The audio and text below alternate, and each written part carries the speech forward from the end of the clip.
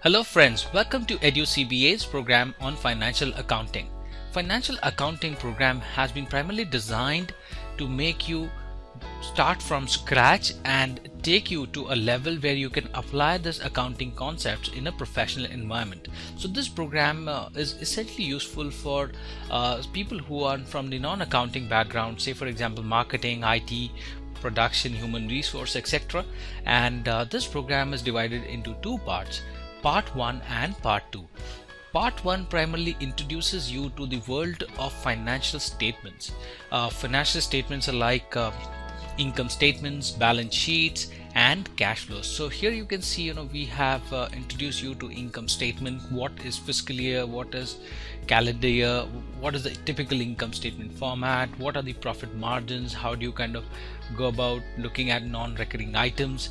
And one more peculiar thing about this whole course is that we have taken Colgate as a common case study. So we essentially download the Colgate's financial statements from the SEC filings, and we try to analyze that like a professional. So Colgate being a common case study. So after we learn things about income statement, we move on to the balance sheet items.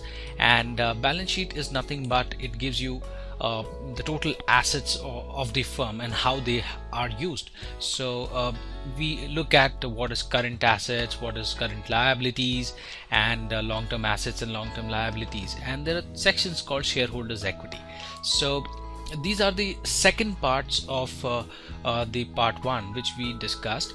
Then we look at very closely on earnings per share, and what is earnings per share, what is the basic structure or the simple structure, what is complex structure, what is basic EPS, what is diluted EPS, and the way in which the stock compensations can be incorporated within the EPS. So that has been discussed in part C or part 3 of this module. And then last we have the cash flows.